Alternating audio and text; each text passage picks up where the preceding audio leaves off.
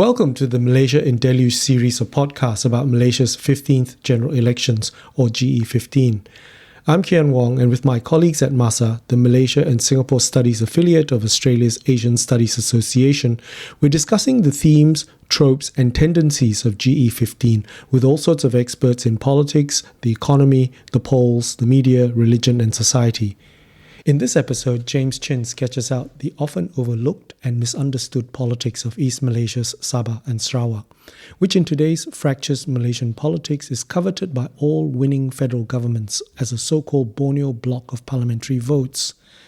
James is Professor of Asian Studies at the University of Tasmania, a leading commentator on Malaysian politics, and the leading scholar on contemporary Sabah and Sarawak. James is also a MASSA committee member.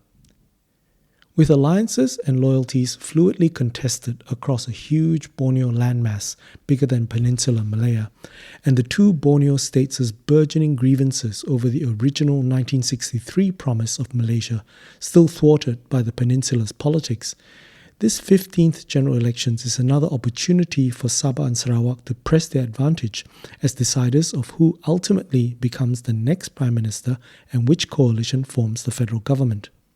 So James, is Malaysia ready for a rising East Malaysia? And do the numbers add up? So I think the first starting point to understand about Sabah and Sarawak is that collectively they control about 25% of the seats in parliament. So that's about 57 seats. So in other words, whoever forms the federal government will require at least some support from the Sarawak side or the Sabah side. So they can't run away from it. Some people actually call this the kingmaker position. I won't go that far, but it's quite definite that whoever forms the federal government will have elements of Sabah representation and Sarawak representation. So prior to this election, it is quite clear that key players from Sabah and Sarawak is actually the ruling coalition in Sarawak. They're called the GPS. Essentially, the GPS consists of parties that were in the Sarawak Barisan Nasional prior to the fall of the Barisan Nasional 2018. So when the Barisan Nasional lost power in 2018, the Sarawak Barisan Nasional parties got together and rebranded themselves as GPS. So GPS has been very, very successful in consolidating the support in Sarawak. So they had the general elections December last year, where they won 92% of all the seats in Sarawak. So basically, all the governments formed since 2020, the East Malaysian component largely consists of GPS. And I think they've been very successful. The story for Sabah is slightly different. Sabah has always had a turbulent political history, and this will be reflected in this coming GE15 as well. So basically, in terms of Sabah, there's always been a lot more parties. Some people call it the alphabet soup approach. There's plenty of acronyms. But I think one way of looking at Sabah is that there is intense competition between three big political groups. The first one, of course, is what we might call the non-Muslim Bumiputera group. Sometimes they are called the KDMR, Kedasan Dusun Murut. The other group is, of course, the Muslim Bumiputera group. And of course, the third group consists of the others, with the largest bloc in the others being the Chinese of Sabah. So Sabah for the last few years has been quite divided, again, among these three groups. Part of the reasons why politics in Sabah is a lot messier compared to Sarawak is that Sabah politics is driven by personalities, but perhaps more importantly, the major parties from Peninsular Malaysia are part of the ruling coalition in Sabah.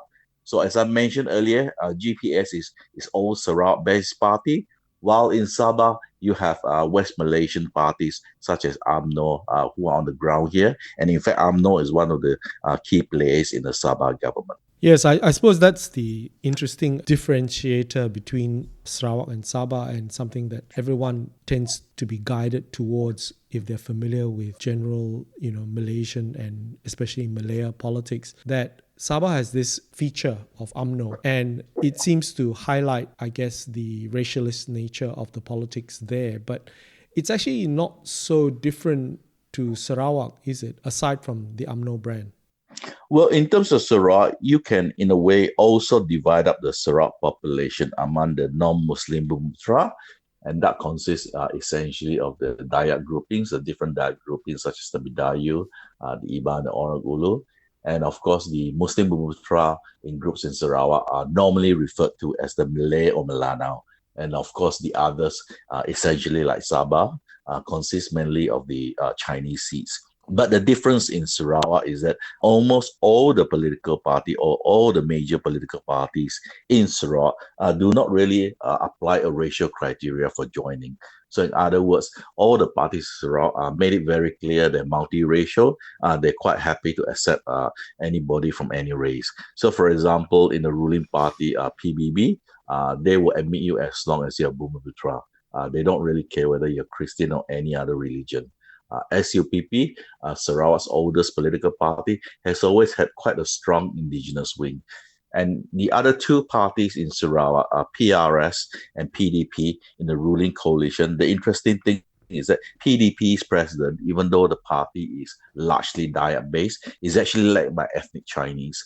So one of the arguments you can put forward is that Sarawak politics is much, much more multiracial compared to politics in the peninsula. Yes, I think that's a key feature that people look from the peninsula about Sabah and Sarawak. But how is it then the case with Sabah, which previously, especially in the immediate aftermath of the so-called Sheraton move of February 2020, when the Pakatan Harapan government collapsed, there was this play by the Sabah leader Shafi Abdal and his warisan to try and capture perhaps the imagination of some sort of Malaysia-wide progressive vote. And they put out well-received videos about this. But right now, Shafi Abdal's warisan seems to be much diminished and is really just one of several trying to get this important East Malaysia block of votes?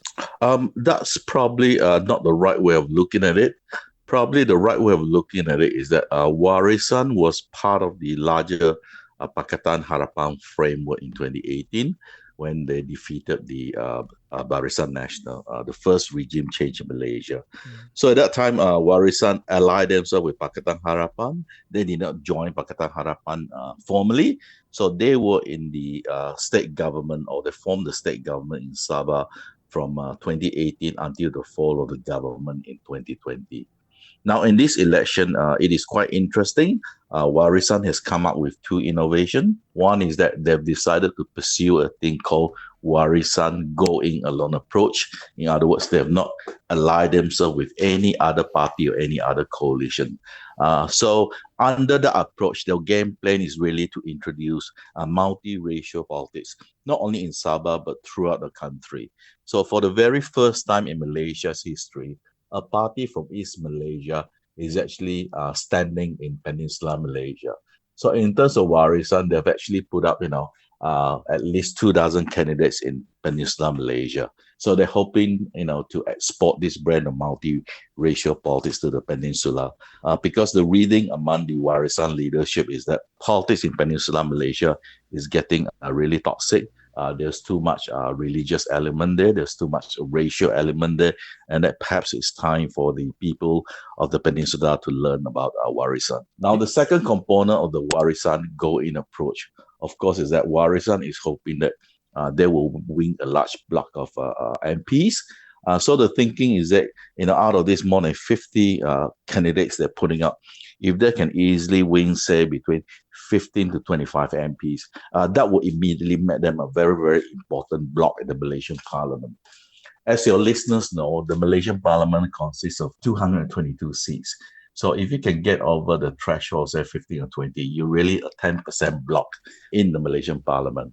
Now, combined with GPS from Sarawak, which is expected to win more than 20 seats, you're talking about 20% of the bloc in the Malaysian parliament. So these two collectively will be known as the Borneo Bloc. You don't think they, as a Borneo Bloc, could actually reach up to, as some speculate, 30% or a third of the parliament? But I think it's really important to note that this is the very first time where the parties are seriously talking about Borneo Bloc. And I think this is extremely important because they have seen how successful GPS was in getting concessions from the federal government.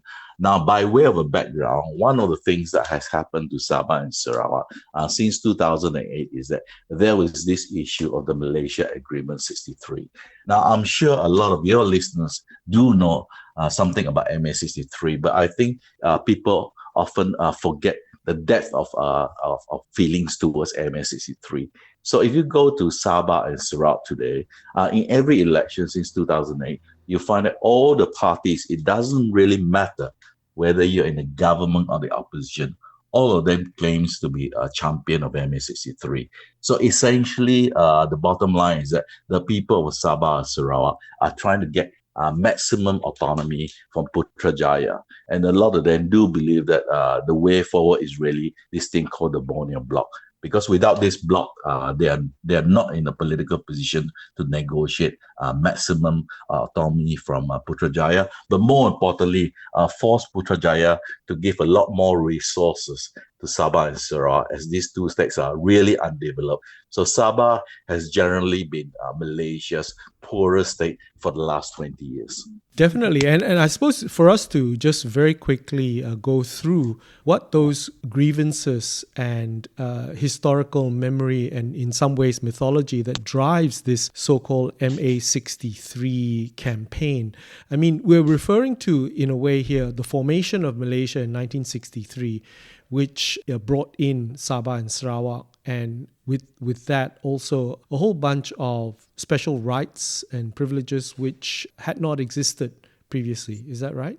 Yes. So essentially, in terms of the MA 63, the historical grievances can basically be sort of summarized into three key components. The first key component was actually how the Federation of Malaysia was put together.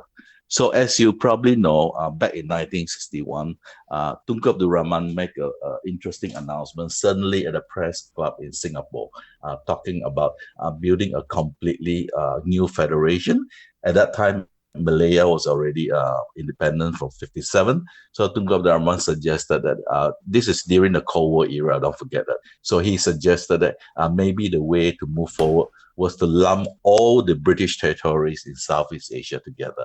So we were talking about Malaya, Singapore at that time under Lee Kuan Yew, Brunei, the oil-producing state on Borneo, and of course British North Borneo, which became Sabah, and the state of Sarawak, which had a really interesting history in the sense that it was ruled by a private British family called the Brookes. So the initial idea was to lump all these states together into a new thing called the Federation of Malaysia. The interesting thing in terms of historical grievances from the people of Sabah and Sarawak is that they made the argument that the people of Sabah and Sarawak were actually not properly consulted.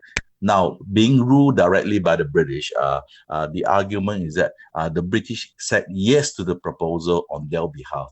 And there are some historical documents that suggest that the British colonial service actually went all out to make sure that the people say yes to this proposal. So that is the sort of the historical argument.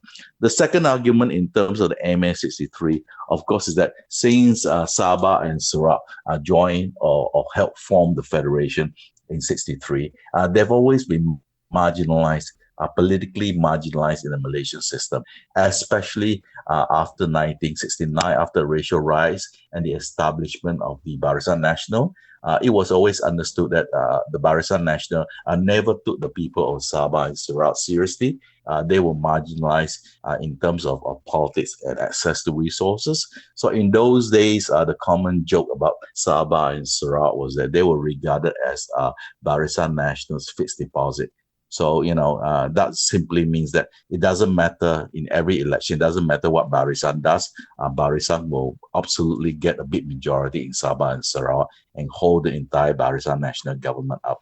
And because of that, basically the politics in Peninsular Malaysia sort of neglected Sabah and Sarawak for a very long time. Now, this has real-term consequences leading to my third point. Because they were politically marginalized, this means they were not getting the share of the resources.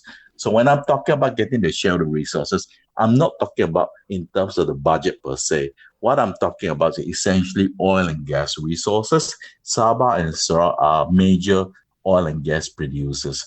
If you look at Sarawak alone, right, that is simply the biggest land size state in Malaysia. If you combine with Sabah, they're actually geographically bigger than Peninsular Malaysia. But when you look at oil and gas resources, right, essentially when Petronas was set up, Petronas would not have survived without the oil and gas from Sarawak. So the argument goes that, the bulk of these resources was taken to Kuala Lumpur. It was taken to Kuala Lumpur, and that money was built to develop Peninsular Malaysia. So, for example, Petronas Tower, North-South Highway, all these huge projects were essentially funded by Petronas, and yet Sabah and Sarawak received nothing. Most people do not realize that people are very angry in Sabah and Sarawak, and the best example of that is that the North-South Highway linking Peninsular Malaysia from southern Thailand all the way to Singapore was built in the 1980s, while today there is no highway in Sarawak that links Sarawak to Sabah. Yes, and of course, this long-standing type of small micro-nationalist sentiment or grievance also part of the resistance to what it considers a type of Malayan racialist religious politics as well? There's always that element as well. So basically what happened is that after the establishment of the Barisan Nasional in 1973, increasingly politics in Peninsular Malaysia, especially after Mahathir took over in 1981, there was a lot more emphasis on what we might call identity politics today. So there was a lot of emphasis on Ketuanan Melayu, Malay supremacy, and perhaps in the last 10 to 15 years, more emphasis on Ketuanan Islam. So combined together, you have the Malay Islamic supremacy thing. So politics became much more toxic in Peninsular Malaysia. But because Sabah and Sarawak, as I mentioned, were politically marginalized, and they were part of the wider Barisan Nasional network, there was a very strong attempt to export this model of Ketuanan Melayu Islam towards Sabah and Sarawak. And that has created a lot of resentment on the ground. Because Sabah and Sarawak, as you know, right, the indigenous people were the majority, and the indigenous people in Sabah and Sarawak really have nothing in common with the Malay population of Peninsular Malaysia. But more importantly, they were not Muslims. And how does that sort of work then? Because obviously we are now down to, where at federal elections, we end up talking a lot about the type of transactional politics that this rights issue, rights campaigns tend to imply. When at GE15, because at these federal elections, because so much uncertainty, no one is clearly polling strong enough to get an absolute majority, it would appear. That's partly why the so-called Borneo Bloc will play an outsized, even more important role in determining government? Yes, well, before we go any further on the Borneo Bloc, as I mentioned earlier, this Borneo Bloc will only come to fruition if one single political bloc in Sabah, in this case Warisan, can win something like at least 15 to 25 seats. Without that bloc in Sabah, you can't join up with Sarawak, because it's quite clear that in Sarawak, you have a solid bloc of more than 20 parliamentary seats by GPS. So if there's no single party in Sabah that can win a big bloc, the Borneo Bloc will not exist. I think we have to start from that. But in terms of how this thing is being played out, I think one very simple way of looking at it is that in terms of opposition politics in both Sabah and Sarawak, because of this strong push for state nationalism, you find that the opposition parties in both states are divided into basically two big blocs. One is what we might call the local-based opposition party. So, for example, in Sabah, this is basically the GRS, Sabah's version of GPS of all the local political parties.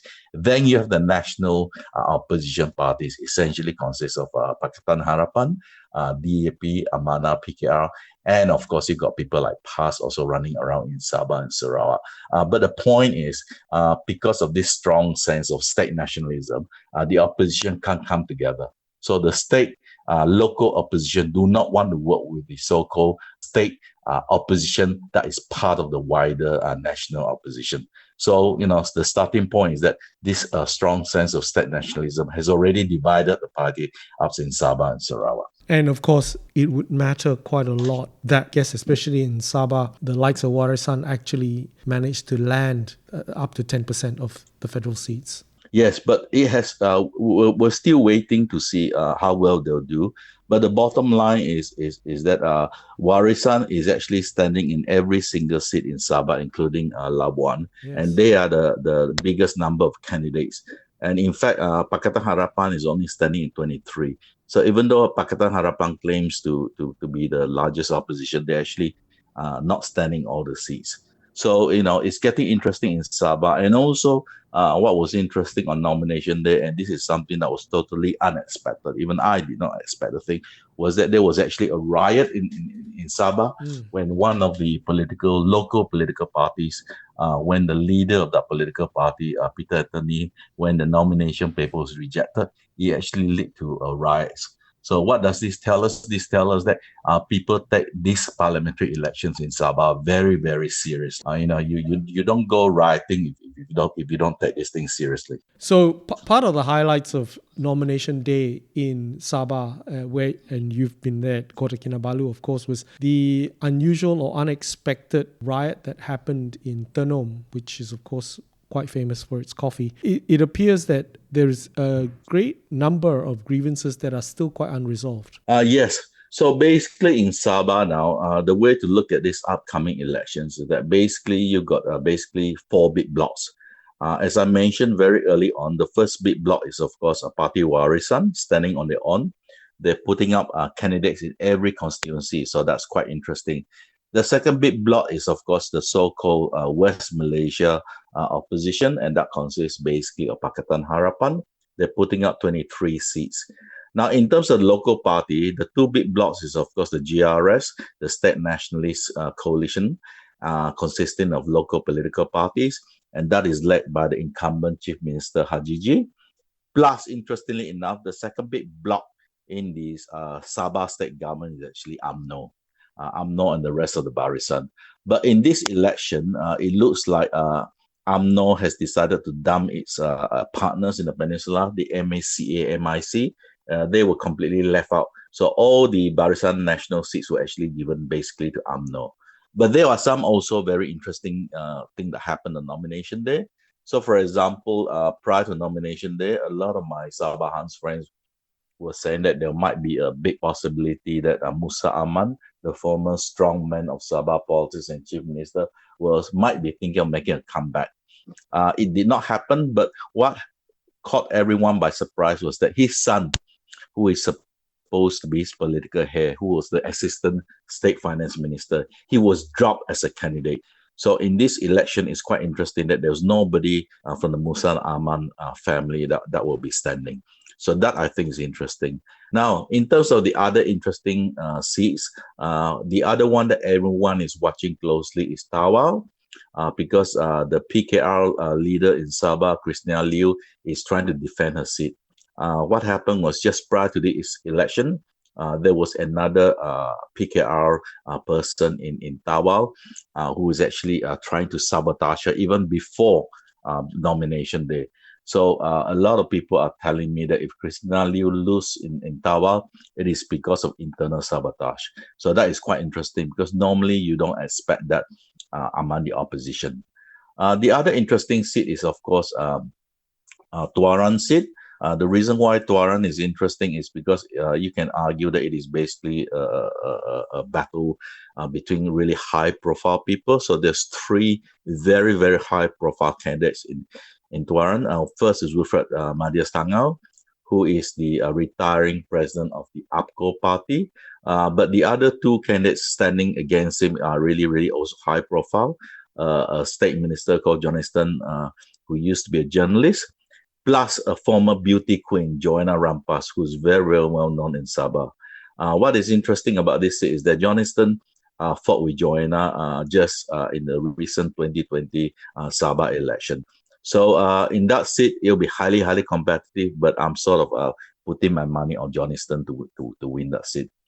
The other interesting thing that happened on nomination day was that Ronald Kandi, one of the strong PBBM people in Sabah, decided to go against the seat distribution between GRS and UMNO, and he decided to stand as the only Bersatu candidate. And his opponent will be the official Barisan Nasional / GRS candidate, somebody from UMNO. So it looks like Sabah politics has really gone back to personality base. If you're not happy, if you feel that you've got real support, party labels doesn't really matter. A lot of my friends tell me that he will actually win the seat, even though he's going against UMNO. So I think that is also very interesting. And finally, there's one more seat that I should really mention, and that is the seat of Penampang, which is regarded as the Kadazan heartland seat. This seat is really, really interesting coming up because he got two, what they call second generation Kadazan Dusung leaders fighting out among themselves. One is Iwan Benedict, representing APCO. He's the incoming APCO president, and he's very young, in his 40s, and he's fighting against Daryl Lacking, the second top leader in Warisan, who is supposed to represent the Kadazan Dusung component of Warisan. So what is interesting about this battle is that we are talking about two very second generation Kadazan Dusun leaders who are going up against each other, and obviously one has to lose. Now the thought in Sabah, of course, is that this is a really important battle because if Iwan Benedict from APCO wins against Daryl Lakin, he is very likely to be named as the Pakatan Harapan Chief Minister designate at the next Sabah election, state election, which is due in 2 years' time. So the stakes are really, really high. And yet Daryl King was, of course, Pakatan Harapan cabinet minister until the coup. Yes, he was the former MITI minister in the Pakatan Harapan government in 2018 to 2020. So he is rightly very well known in Sabah. Not only is he the number 2 person in Warisan, but he's regarded as a giant killer because when he took over the Penampang seat, he actually defeated a sitting cabinet minister, another Kadazan Dusun, Tan Sri Bernard Dompok, who was also a federal minister at that time. So his reputation is as somebody who was a giant killer. And really, as you say, heralding a newer, younger generation of politicians as well. No, in all of this, I suppose, just circling back to the issue of a federal outlook of politics, how much of these federal issues, aside from the MA63 derived grievances, actually will matter on the ground on these, pitch battles, which are very personality focused as well? Well, it depends on which seat you're talking about, but by and large, it's always in the background, the federal issues. So, for example, in the seats where the DAP and PKR are standing, all their opposition will, of course, be arguing that you should not vote for PKR or DAP because these are Malayan parties. Their leaders are controlled by Malayans, and they really can't fight for Sabah rights. But on the other hand, personalities also play a very key role in Sabah politics. So it's really a cocktail mix of all these issues. It depends on which seat you're talking about. But generally speaking, seats in the rural interiors and the seats in more undeveloped areas, personality counts more than the overall issue. But you really can't run away from this issue about state versus federal, MA63 grievances. In all the charamas, I can guarantee you, sooner or later, every candidate will have to address this issue. How are they going to ensure that Sabah get more autonomy? There's just no running around from that. What would you expect in terms of Sarawak's fate at these general elections? What do we think we'll get? So, as I mentioned earlier, I don't expect any major political upheaval in Sarawak. The last state election shows very clearly that GPS dominates the process, winning 92% of the seats in the state assembly. So I don't really expect there's going to be any real competition in Sarawak other than the urban Chinese seats, where really it's only the DAP and the PSB that can put up oppositions in Sarawak. So the thought in Sarawak is that GPS will increase the number of parliamentary seats. Currently, they hold 19. They'll probably end up with more than 20. DAP will reduce their representation, and maybe PSB at the most will pick up one seat. So Sarawak is really non-competitive. So that's the reason why I came to Sabah. So overall, is Sabah and Sarawak going to be able to play that so-called kingmaker role? So in terms of thought about Sabah and Sarawak playing the kingmaker role, I think we really need to look at the numbers on election night. So for me, what is really interesting is that among the political class or the political elites in both Sabah and Sarawak, they're really hoping for the Malayan political class to be divided. So for example, the biggest bloc in Malaya, they're hoping that they will not get the magic figure of 112 or 115. They're hoping that at most those guys in the peninsula will only get around 105 to 1110. Now, the reason I say that is because this means that the political class in Malaya will be held hostage by Sabah and Sarawak, because you need the MPs from the Borneo states to form government. So that is really what they're looking for, because it's very obvious that if the political class or one dominant party in Malaya, if they were to emerge, we say 120 seats, Sabah and Sarawak are no longer able to play that sort of leverage position. They will still join the federal government, but they can't really threaten the fall of the federal government. That was Professor James Chin of the University of Tasmania. You've been listening to a series of podcasts on Malaysia's GE15, produced by Kean Wong in association with MASSA, the Malaysia and Singapore Society affiliate of the Asian Studies Association of Australia.